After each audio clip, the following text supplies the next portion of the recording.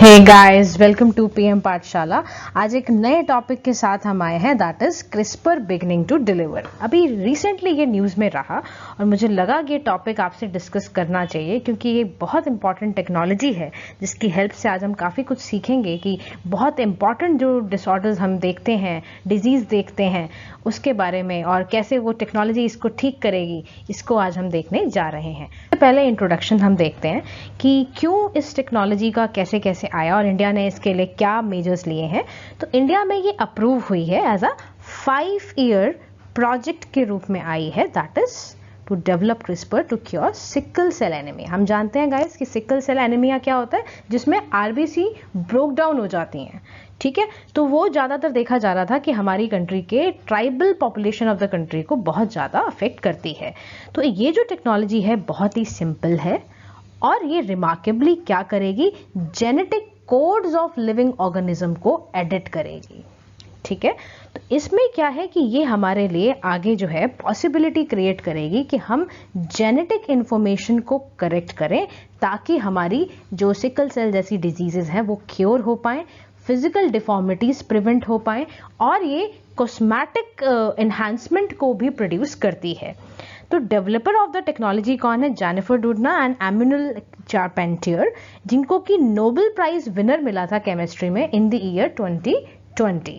ठीक है, तो इनका बहुत बड़ा रोल रहा है इसको क्रिएट करने में। तो क्रिस्पर का सबसे पहले गाइस जरूरी है ये जानना कि इसका फुल फॉर्म क्या होता है। तो फुल फॉर्म क्या होता है, clustered regularly interspaced short palindromic repeats. ठीक है, तो इसका एक तो फुल फॉर्म आपको जरूर याद रखना है।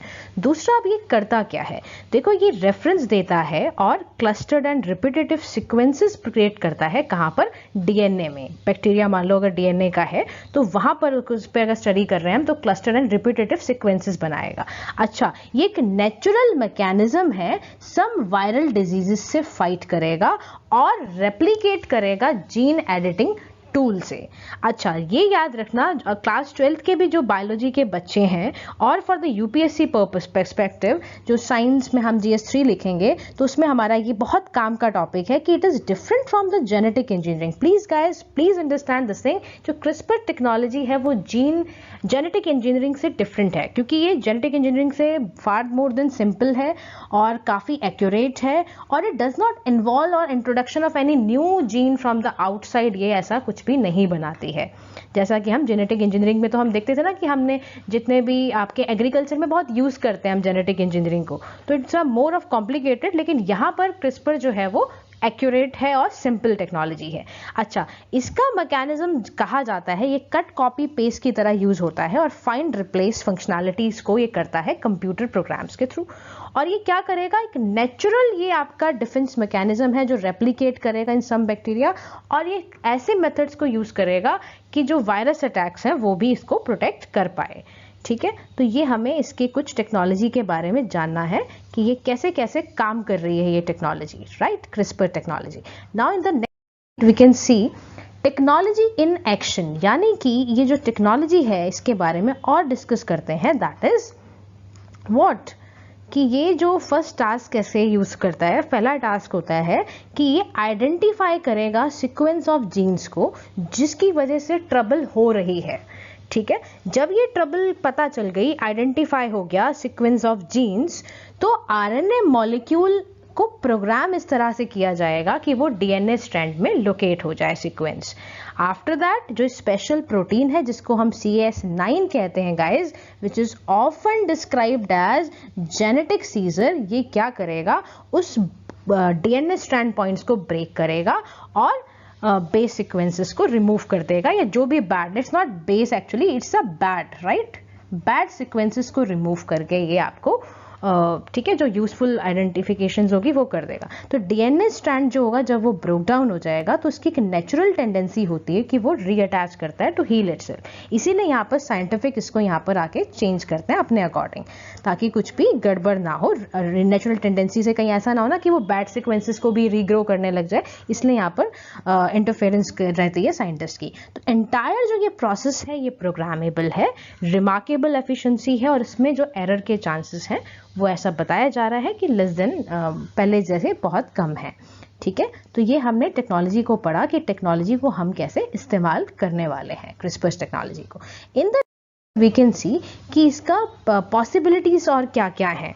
तो देखो इसकी पॉसिबिलिटीज़ के बारे में पढ़ते हैं कि vast number of diseases guys और डिसऑर्डर जो आपके जेनेटिक इन नेचर होते थे, उनमें जो भी अनवांटेड चेंजेस हैं या म्यूटेशंस आते थे उसको ये काउंटर करेगा। जैसे कि देखो ब्लड डिसऑर्डर है ना, सिकल सेल एनीमिया है, या हम आई डिजीजेस देखते हैं, कलर ब्लाइंडनेस है, या कैंसर कई टाइप्स के होते हैं, डायबिटीज़ है, HIV है, लिवर है, हार्ट डिजीज है, उन सबको ये टेक्नोलॉजी आपके काउंटर करेगी। And this technology opens a possibility of finding a permanent cure of the many of these diseases। तो CRISPR एक तरह का प्लेटफॉर्म है, टूल है, ताकि जीन सीक्वेंसेस को क्या कर पाए, ये एडिट कर पाए। ठीक है गाइस, तो ये टेक्नोलॉजी का यूज है और आपको मैंने बताया कि बहुत इंपॉर्टेंट तरीके से इसका इस्तेमाल किया जाएगा। वी कैन फाइंड कि CRISPR का इंडिया में अभी ऐसा नहीं था कि अभी आया है तो ये तो अब डिसऑर्डर्स पे यूज हो रहा है, लेकिन उससे पहले भी ये बनाना को ग्रो करने में यूज़ होता था। लाइक ठीक है, बनाना की जैसे कि क्रॉप का प्रोडक्शन इंक्रीज करने के लिए बनाना और राइस में हमने क्रिस्पर्स टेक्नोलॉजी का ऑलरेडी यूज़ कर रखा है। ठीक है, तो हमें ये भी एक ध्यान रखना है। उसके बाद इन द हम देखते हैं कि कुछ देखो होता ही है ना, वैसा तो नहीं है कि सारी पॉजिटिव चीज़ें ही होंगी, तो कुछ नेगेटिव भी है जो कि एक एथिकल डायलेमा साइंटिस्ट कहते हैं। वो ये है कि इससे कई बार ऐसा देखा जाता है कि कुछ ऐसा बताया जा रहा है कि ड्रामेटिक चेंजेस इंडिविजुअल ट्रेट्स में हो सकते हैं। ठीक है, जैसे मान लो जेनेटिक कोडिंग हमने चेंज करी किसी पेशेंट में, और हो सकता है कि वो चेंजेस उसके आने वाली जनरेशन्स को भी देखने पड़े। तो it is not 100% precise and could induce a few errors as well। ठीक है, तो ये इसके कुछ एथिकल डायलेमास हैं। तो गाइस आज हमने ये बहुत इंपॉर्टेंट टॉपिक किया है, प्लीज इसको बार बार देखना ताकि आपको ये टेक्नोलॉजी समझ आ जाए। ठीक है, तो थैंक यू गाइस।